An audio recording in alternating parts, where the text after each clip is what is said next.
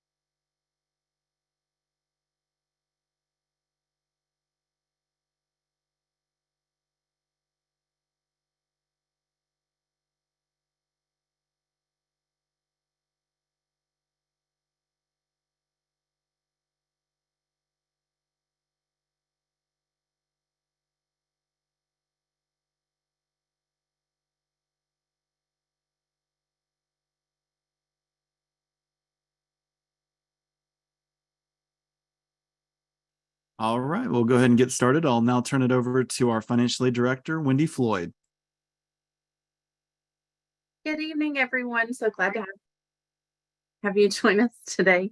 As we move through today's presentation, if you have any questions, please feel free to enter those in the Q&A box, and we will try to answer as many of those as possible at the end of today's presentation. As Aaron said, my name is Wendy Floyd. I'm the Director of Financial Aid here at Pellissippi State, and we're just going to dive in and get started. Well, I said we are.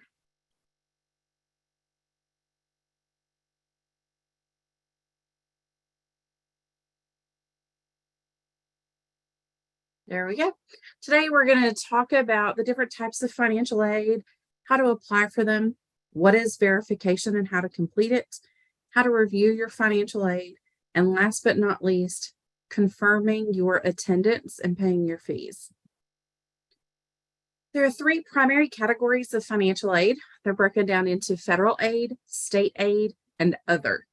Your federal aid are things like grants, student loans, and federal work study. State aid are items provided through the state of Tennessee, like the Tennessee Student Assistance Award, Hope Scholarship, Tennessee Promise, and Tennessee Reconnect. Other would be your institutional funds, like scholarships offered through the college where you're planning to attend, or through private clubs, organizations, or businesses. To apply for federal student aid, step number 1 is to complete the free application for federal student aid, or FAFSA. I do believe most of you have completed that. That is typically due for Tennessee Promise students by March 1st of your senior year of high school. It is important to remember that FAFSA is an annual application, so you're going to fill that out every year. The free application for federal aid does apply for federal financial aid, so grants like the Pell Grant. It's the base application for student loans, for federal work study, and it's also required for the majority of state aid like Hope and Tennessee Promise.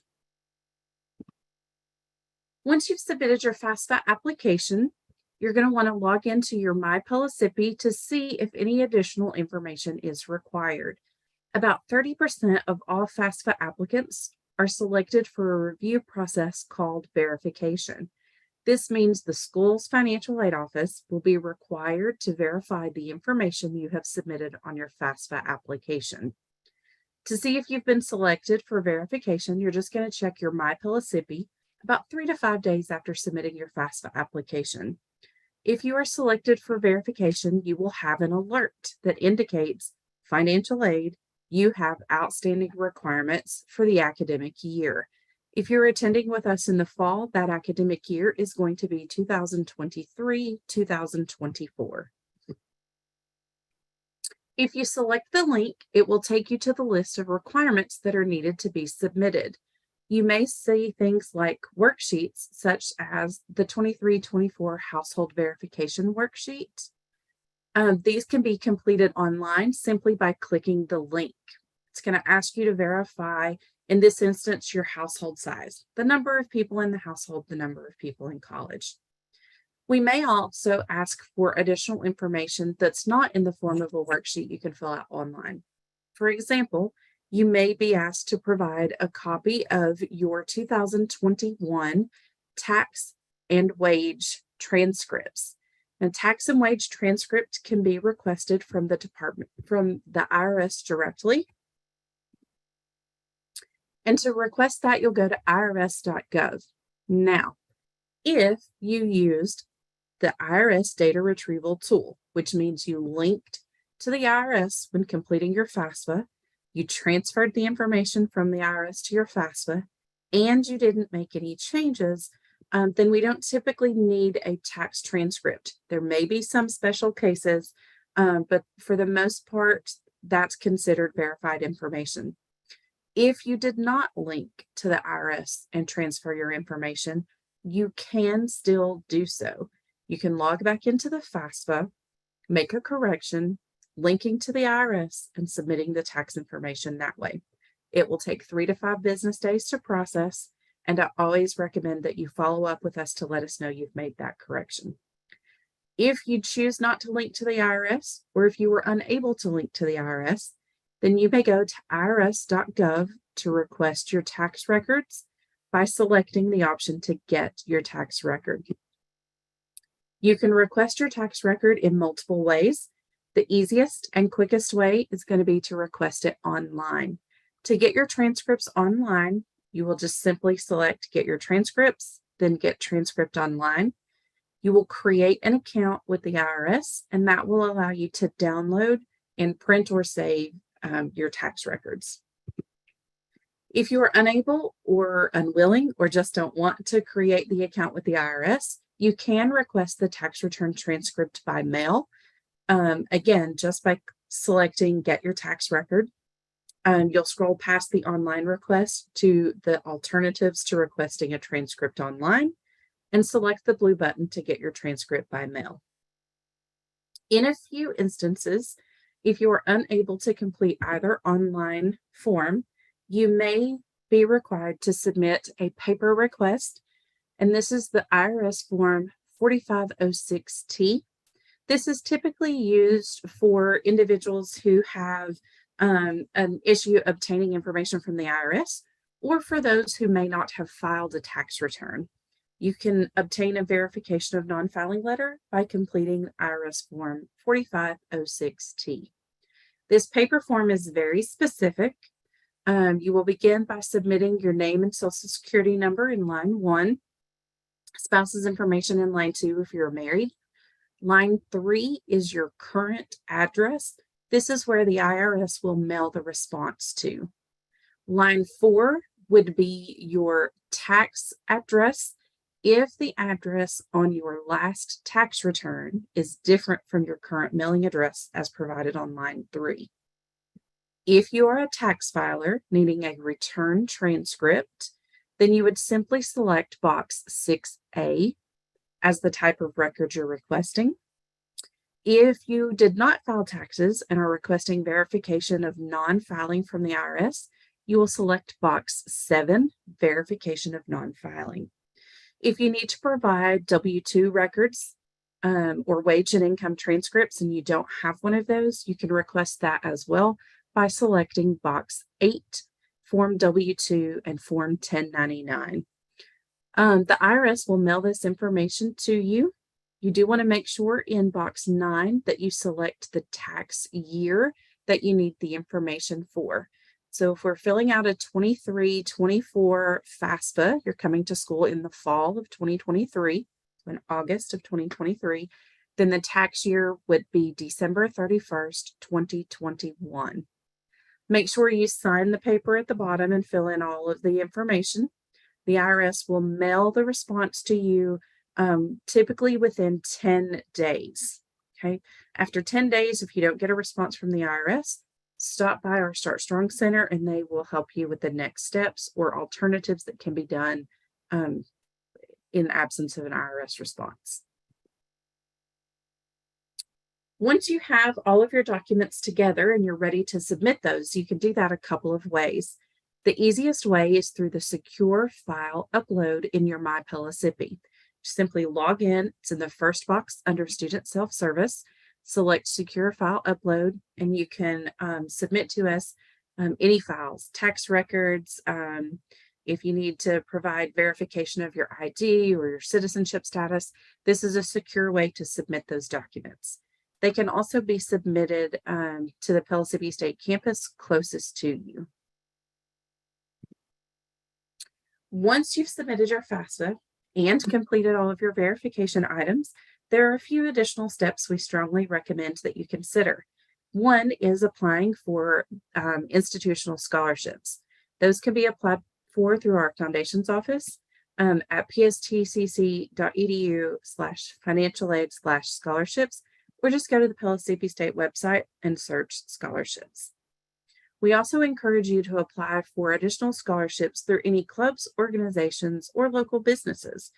Keep in mind, a lot of banks or organizations offer scholarships to local residents.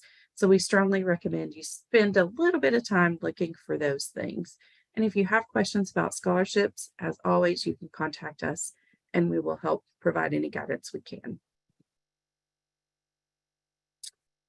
Now, in addition to those federal aid that you've applied for and that institutional aid through scholarships, you could also potentially be eligible for state aid. This is financial aid offered through the state of Tennessee and is available to Tennessee residents. The first state aid program we have is called the Tennessee Student Assistance Award. This is available to Tennessee residents who complete a FAFSA, have financial need as determined by the financial aid FAFSA application, and enroll in an eligible institution as an undergraduate student at least half-time. Pellissippi is an eligible institution. Next would be the Tennessee Education Lottery Scholarship, often referred to as the HOPE Scholarship. Again, the FAFSA is the application for this particular scholarship, and it is offered to Tennessee residents. You must be a Tennessee citizen, Tennessee resident, admitted and enroll in an eligible post-secondary institution like Pellissippi State, and have either an overall weighted high school GPA of a 3.0 or higher, or an ACT composite score of at least 21. So it's either or, not both. If you are a homeschool student, it's a little bit different. You have to have that ACT score, but if you have any questions on that, please let us know. And again, FAFSA is the application for that. Tennessee Promise is our next state program.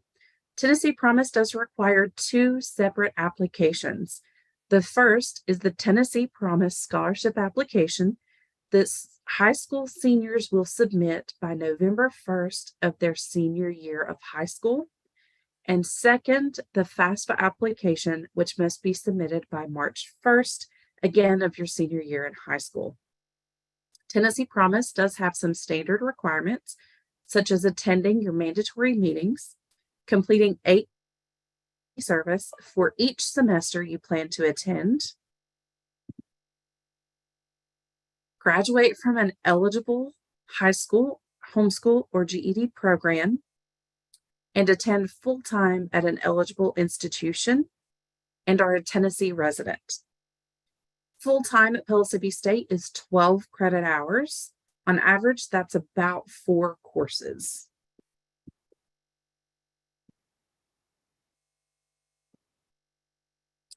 Now, I do want to show you just a quick example of Tennessee Promise. Tennessee Promise is a last dollar tuition and fees scholarship. It applies towards tuition and mandatory fees. It does not cover course-specific fees or books or supplies.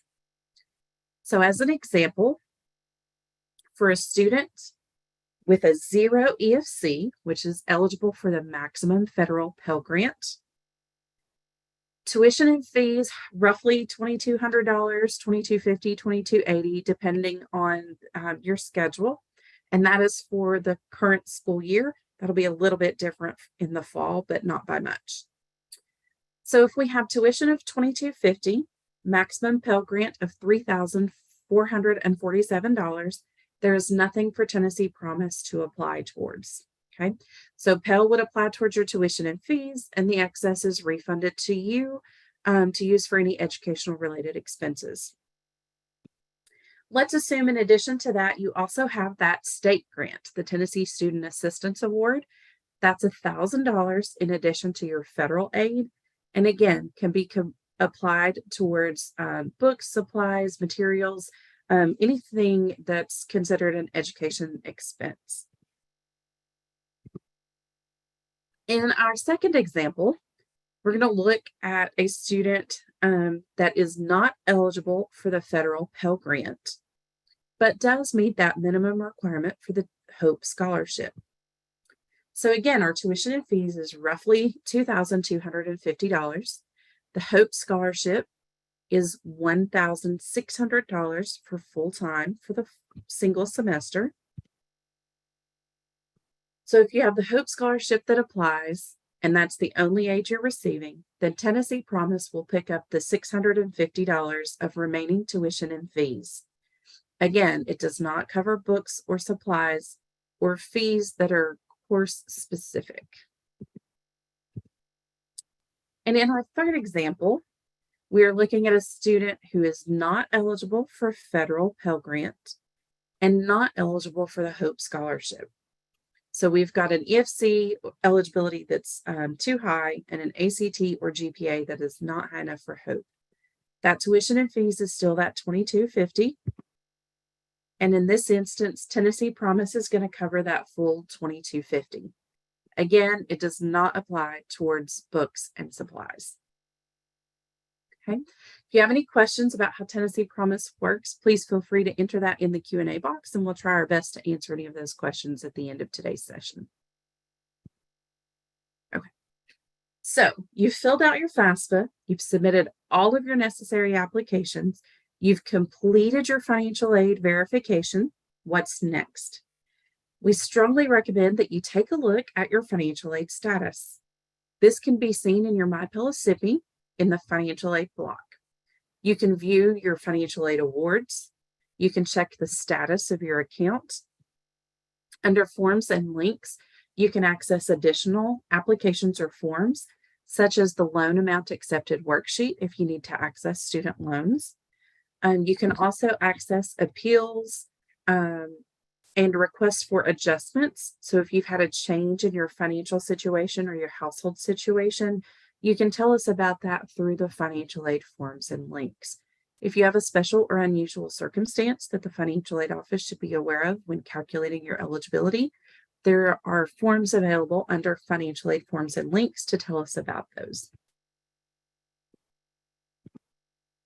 Once you've reviewed your financial aid eligibility, you've registered for classes, you've completed all of your financial aid verification, then it's time to confirm your attendance. Attendance confirmation for the fall semester will begin mid-July and is due by August 9th for students who register on or before August 9th. To confirm your attendance, again, you're going to access your MyPelosippi. You're going to select your account balance and confirmation. Once selected, you'll choose the semester, such as fall 2023. You're going to review your account details. It will show you your tuition and fees. It will show you any authorized financial aid, and you will need to select, yes, I will attend. If you have financial aid in an amount that will cover your tuition and fees in full, When you click yes, I will attend, it'll process and you will get a confirmation number. Stay on the screen till you get the confirmation number. If you don't get confirmation, you are not confirmed. If you have any questions or have any trouble with that process, please call us. We'll be happy to walk you through it. If you're in a situation where you have tuition and fees in excess of your financial aid, then you will be responsible for paying that balance or enrolling in a payment plan, which allows you to pay the remaining balance in installments. Clicking yes, I will attend and paying or enrolling in the payment plan, both are required to complete confirmation. Again, at the end, you'll get a confirmation number. If you don't get a confirmation number, your schedule is not confirmed. This is super important in that when we expunge classes for non-payment, if you do not confirm to tell us that you are attending, then your classes will be dropped. There's no penalty for that, but that does mean that you're not registered for classes anymore. So you either have to re-register or you don't attend. So we want to make sure that you get your confirmation completed by that August 9th confirmation deadline. Okay. That's a lot of information that I ran through really, really fast. But the key takeaways are: make sure you've submitted your applications, FAFSA, Tennessee Promise, the school's scholarship applications. Make sure you check your MyPellicippi and submit any outstanding financial aid requirements. Financial aid cannot be awarded until all requirements are satisfied. And you can't use your financial aid to confirm your attendance, again, until all of those requirements are satisfied. So be sure to check your MyPellicippi, submit your items, and confirm your attendance. The priority deadline for submitting all financial aid requirements is July 5th. So the earlier you can do that, the better. July 5th is just around the corner. So in order for us to have everything posted in time for you to confirm your fees, you need to try to meet that July 5th priority deadline. Okay. That's a lot of information. So if you have questions, please feel free to enter those in the Q&A. For assistance, if you have questions or need some help with anything, be sure to contact our Start Strong Center. That is available at the Heart of Valley campus, just right at the front of the Goins Administration Building, or by phone at 865-694-6400. You can also email us. You can chat with us. We are here to help, so just let us know how we can do that. Okay. All right, our first question is, so high school dual enrollment students have to use this grant or just the grant we applied for when applying for dual enrollment? So dual enrollment would be different. For dual enrollment, you're just doing the dual enrollment grant application through the TSAC student portal. And you wouldn't have to do the FAFSA yet. You do that your senior year, and that's to apply for financial aid for after you graduate from high school. Thank you. Our next question is, I just submitted the FAFSA late last week. Will I still get some financial aid for this semester? For this semester as in summer or this semester as in fall? Let's assume fall. Okay. For fall, yes. The priority deadline for turning those things in is July 5th. But you can apply for financial aid even after the semester begins. It is important to be aware that some financial aid, like the Tennessee Student Assistance Award, is awarded first come, first serve. So that may not be available. They may have spent all of their funding if you apply late. Also, if you're looking at something like Tennessee Promise or Tennessee Reconnect, the state does have an application deadline. So for Tennessee Promise, that application deadline was March 1st. So if you missed that application deadline, you wouldn't be eligible for those state aid programs. The application deadline for Tennessee Reconnect is going to be September 1st. Right. Another question we have is, when can I start confirming my schedule for fall? Confirmation will be available starting mid-July. It basically, once you see the alert for tuition and fees, and that's going to come out sometime around July 10th to 15th. It's usually right in the middle of July. All right. And if any of our participants on Zoom have any questions, just feel free to type those in the Q&A box. If you're watching on YouTube, you are welcome to email us your questions to the email provided on the screen, and we will get back with you as quickly as possible. Another question that we have is, how long does it take for my Pellissippi State scholarship application to process after it's submitted? Okay. For the scholarship application, scholarships are reviewed first come, first serve, and scholarship awarding will start actually in late July. As far as FAFSA and state aid scholarships, we are processing those now, and those awards again will start showing mid-July. A lot of the financial aid related things are posted after some state budget and appropriations are made. So we always see that after July 1. So we anticipate awards, tuition and fees will post, and financial aid awards will post all beginning mid-July. All right. Thank you. Another question we have is, when do I have to complete my Tennessee Promise volunteer hours by? So community service is due 8 hours for each semester. So your community service for the fall semester is due by July 1. And then December 1st for the spring semester. Right. Another question. I am transferring from another college and I didn't do too well. Does my performance at my previous college affect me at all at Pellissippi? It can. It depends. So if you are transferring to us from another institution, we are required to review what is called satisfactory academic progress. So what we're going to look for in this first semester is to ensure that you can complete your degree in what's called the maximum time frame. So most of our programs, associate's degrees, are around 60 credit hours. And the Department of Ed allows for you to attempt up to 90 credit hours to complete a 60 credit hour program. So if you can complete your degree in that maximum time frame, then you would have initial eligibility. We do not transfer from a financial aid perspective your GPA or your PACE. So you would get that first semester, and then at the end of each year, we're going to look to see if you, again, can complete within that maximum time frame. We're also going to check for an overall 2.0 GPA, and we're going to look to see if you have completed at least 67% of your attempted coursework. So let's say you did a full year and didn't do well at all, and you transfer to Pellissippi. You can complete within the maximum time frame. We're going to start off saying, yes, you're potentially financial aid eligible. At the end of the year, if you have that 2.0 GPA and you're passing 67%, then you would just remain eligible.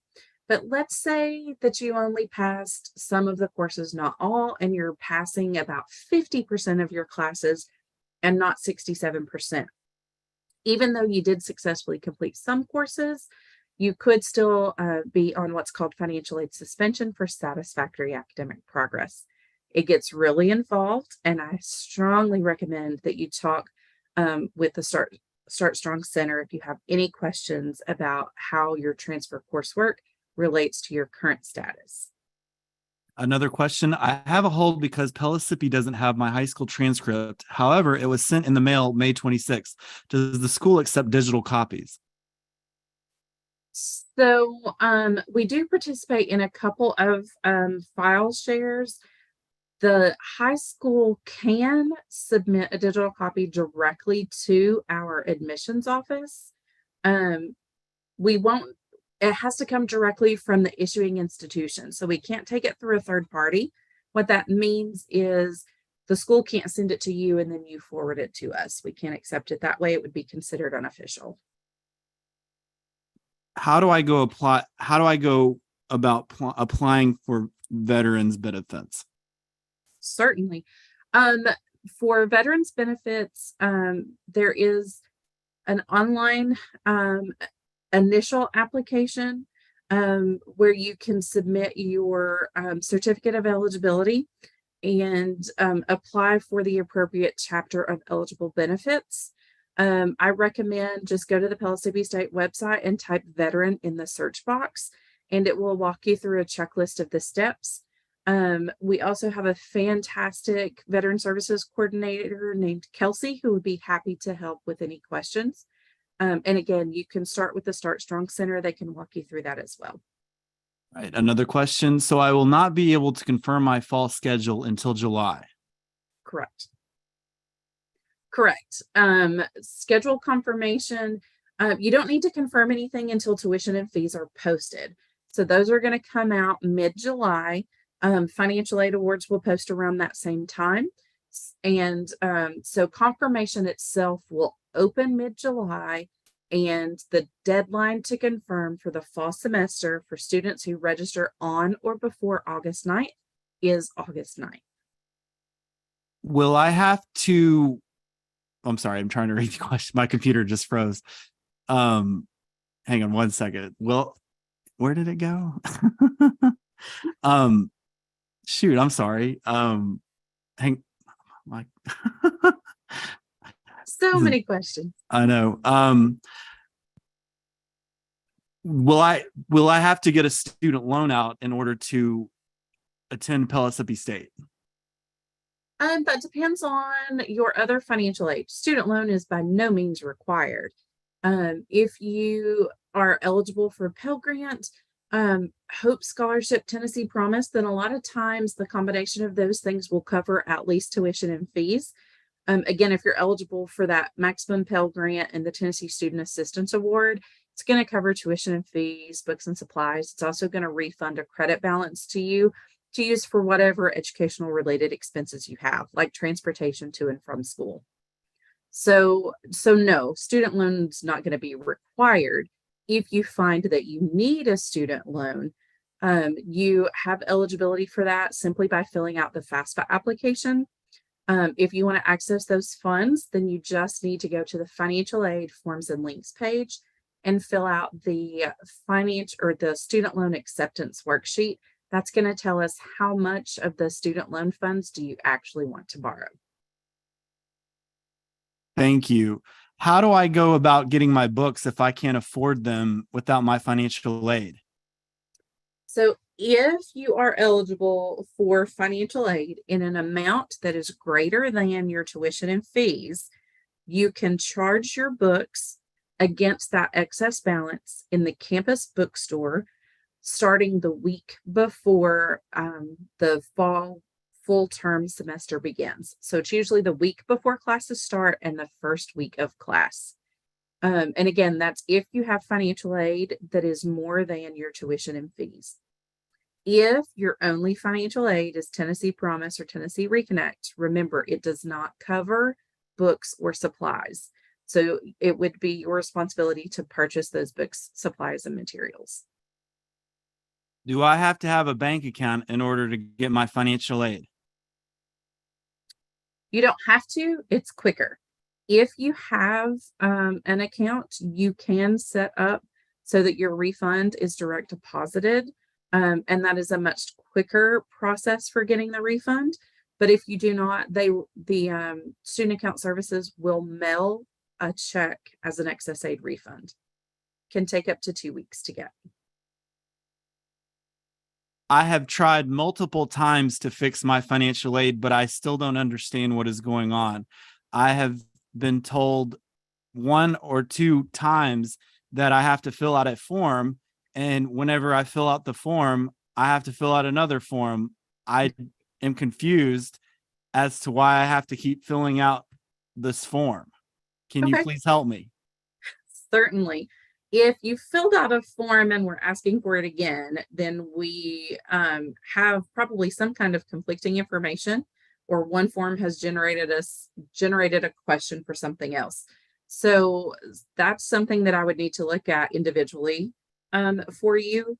You can contact me directly at wmfloyd@pstcc.edu, and I'd be happy to look at that for you. You can also contact our Start Strong Center, and we could take a look at what the form is. Some forms are very specific. If you leave something blank, that might create a question for us. It could be that there's a discrepancy between two pieces of information that we've received. We have to resolve those conflicts. So there could be several reasons why we've asked for a form, or asked for you to resubmit a form previously submitted. If that's the case, contact us. Don't just submit it online. Give us a call and we'll walk you through what exactly those questions are. I got an email saying that I have a course not in my program. I don't know what I should do because it says I won't get financial aid anymore. Right. So financial aid is available only for courses required for your program of study. So let's say that you are taking a music class because you enjoy music, but it's not applying to your program of study. Then financial aid will not apply for that course. So there are a couple of options. First things first, I strongly recommend speak with your advisor. If you're in a music course and you're in a transfer path, it could be that that course can count as an elective. Then you just need to talk to your advisor about how to make sure that that class is counted in your program. If it is a course outside of your program, but it's outside of your program because you're exploring majors or you're changing your major, then you just want to make sure that change of major it has been submitted, because again, financial aid's only going to apply to courses in your program. Your advisor will help you determine what's in your program and what is not. I'm a student at UT, but taking a class at Pellissippi. I don't know if I have to go through the one stop to get my financial aid or if I go through Pellissippi. Okay. So if you are attending another school and you're only visiting with us for a course or two, then you would do all of your financial aid paperwork through your primary school. That's called your home school. And you would want to talk to their financial aid office about a consortium or consortium agreement. A consortium agreement allows your home school to process financial aid for any credit hours you're taking at the home school as well as the visiting school. All right. Well, those are all the questions that we have. Does anyone else have any other questions? Feel free to put them in the Q&A box and we'll be glad to get to those before we end. So we'll give a few seconds for that. Certainly. And as you're entering those final questions, I just wanted to say thank you again for joining us. It's been a great pleasure to talk with you all today. And if you have any questions or if you need to speak with us directly, please feel free to contact us at Start Strong. Again, you can do that by email. You can call. We have a live chat where you can submit questions and a live representative will find answers for you or find the appropriate resource for you. You're also welcome to email me. My name is Wendy Floyd, and my email is wmfloyd@pstcc.edu. We do have one last question. Sure. I tried to get into my FAFSA, but I don't have access to my old email anymore. What should I do? Okay. If you're trying to access your FAFSA and you can't because your FSA ID is tied to an email you no longer have access to, unfortunately, the only way to fix that is to call FAFSA. So if you go to the FAFSA webpage and click contact us, you'll have to click that twice, I believe. But that'll get you to a 1-800 number and you can call them and they will reset the information for you or allow you to submit the answer to some security questions to update that information. All right. Well, that's all the questions that we have for tonight. Thank you again, Wendy, for the great presentation. And like Wendy said, if you have any questions, feel free to call us or chat with us or text us. That email address is startstrong@pstcc.edu. And Wendy, do you have any final thoughts before we close out? No, that's it. Thanks for joining us. All right. Have a good night, everybody. Bye-bye.